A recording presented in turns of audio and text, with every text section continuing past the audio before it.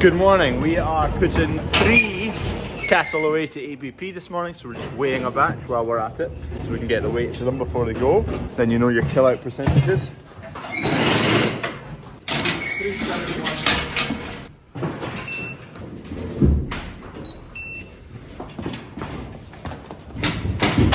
3717. 774. Right, we have weighed all these animals.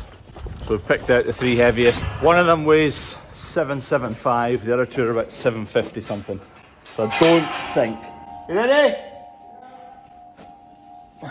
I don't think any of them will reach the £3,000 mark. I was hoping one of them would, but see what they get paid for them. Good! Out, out, out!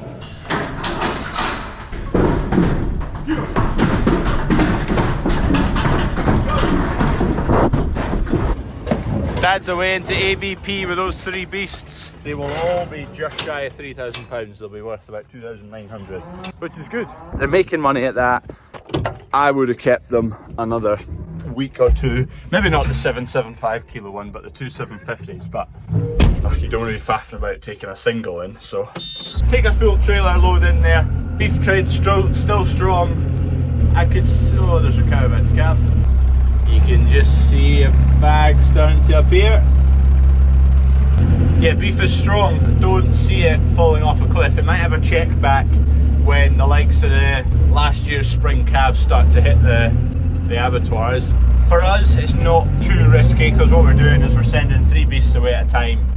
We're waiting until we get paid for that batch, and then we might look at putting more away.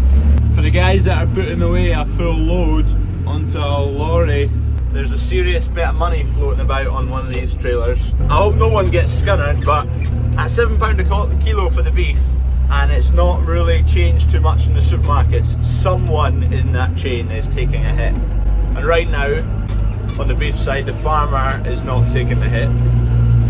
So all you've got left is the abattoir or the supermarkets. And how often do the supermarkets take the hit?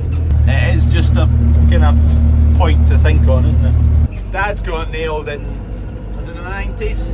Whatever abattoir he was putting away cattle to at that time, put some in and they went bust. That was that. It happens most recently. It happened in the grain merchant side of thing. One went into administration and owed quite a lot of people a lot of money. And it's all well and good having beef at £7 and the farmer making £1, but everyone in the chain's got to make £1 or else the chain doesn't work, and without the chain, none of it works. So I'm just going to chuck that diesel bowser on the back of this buggy. Steady. Oh! This is the first time putting a trailer on this. Ah! So close. And yet so far. Right, that's got to be it. Oh, I've overshot it! 7 pin there for my lights. Just check they're working. Beauty. First time towing with this machine.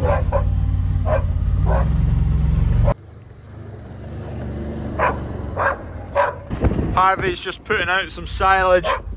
Hey! Hey! What are you barking at? Just excited to get going. Before I take that bowser, we'll just wait and see this cow calf.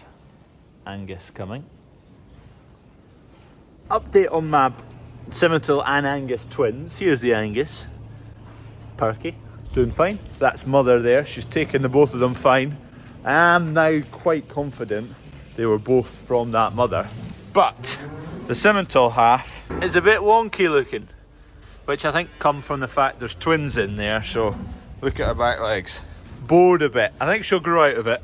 I'm hoping. But that leg just looks like splayed out to the right. I'm hoping as the muscles grow, they'll draw all straight and square again. So he's looking a bit worse for wear with his squint legs and all. I think mother's just a bit short on milk for carrying 2. And the Angus, the wee Angus, is a bit stronger and it'll push in and get more milk. So what I'm going to do, I think I'm going to take that Angus off and keep it as a pet for now. So this wee fella can get in about the mother, and the mother can look after you because you're needing a bit of strength and gusto. Look at the back end. This is just a repeat of that wonky calf we had. The reason for the wonkiness last time was a big calf in a small cow and it was kind of squashed in the womb. This time there's obviously twins in there, so not particularly loads of space. That's the Angus, so you can see she's pretty gung-ho, no messing about. And likely pinching all the milk. She's taken a wee while to just settle herself, so I'm just going to quickly run down with this Bowser. Harvey's going to keep an eye on her. Bowser on, dug in, yard 3 bound. Right, Kev can now get fueled up here, doesn't need to shift the drill. That seed we brought along the road because that's what we're going to be sowing first. But then the lime spreader guys said they were going to be out this week, so we decided to switch to sowing some malt barley down there instead of seed barley till the seed barley fields get the lime on them, which will hopefully be this week. We've shifted the new forklift here so if Kev can get himself loaded with seed. These beasts down at yard 3, I've not seen them for a wee while. Look at them, they're so clean. I love it when there's clean cattle. Spotless. So we're 56 beasts down here, which will weigh an average maybe of about 550 kilos. That's probably 115,000 pounds worth of cattle. And when you have a dead beast or something going wrong with the beast, that's why it's such a kick in the stones, because it's a lot of money just gone. Just did the maths.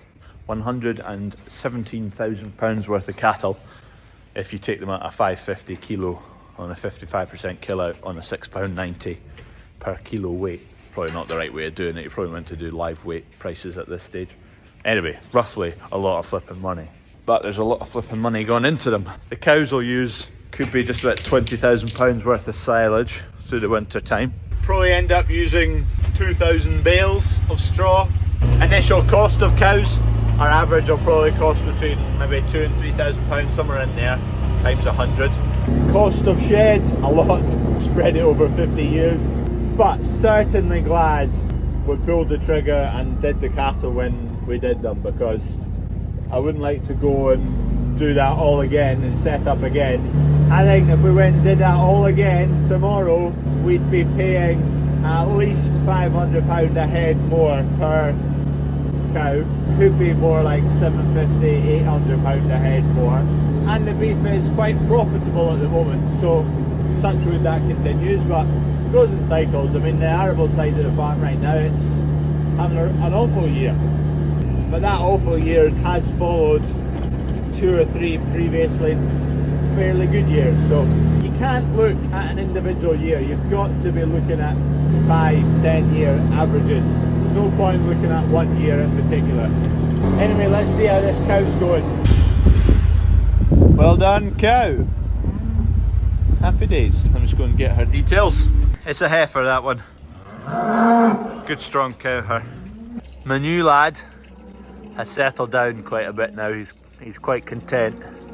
Poor lad's run out of silage though, so we'll get this filled up. These Anguses, they do not hang about. Perfect. Update, diesel leak in here somewhere. Also, that's a lot of chaff. Where's the diesel leaking from? Now we've got a bit of access. It seems like it's this pipe, which is the breather.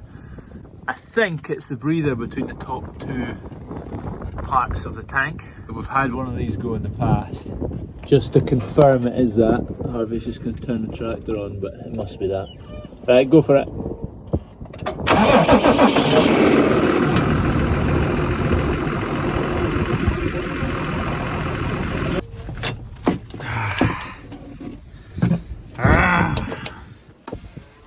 You are the problem.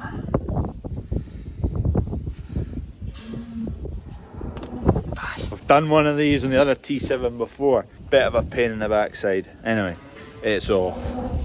It's going to be a nightmare getting that tightened up again. I'm going to get a new one because you can see that slot in it there. I started hacking away at it with a hacksaw because I couldn't get it undone. So I managed to loosen it off like that, then just yank it off. Agricar don't have one in stock. We'll be here in the morning, so we'll get it moving in the morning. Well, not in the morning because we've got the hoof guy coming, so lunchtime maybe. Oh, my pliers have dropped. I had pliers there plugging the hole. Where have they gone? Oh, where have they gone? There they are, next to all the diesel. So So I think it had been dripping a little bit, and we're like, oh, we need to get to that. And then we forgot about it. And then Harvey filled it up last night and it was like spilling out, and he thought he'd done something wrong. But it was actually, we just hadn't fixed that pipe. That rag's stuffed in the hole right now with some needle nose pliers holding it in. It's all one big tank, and it's like a U shape. Anyway, the far side of the tank over there sits higher than this lower bit.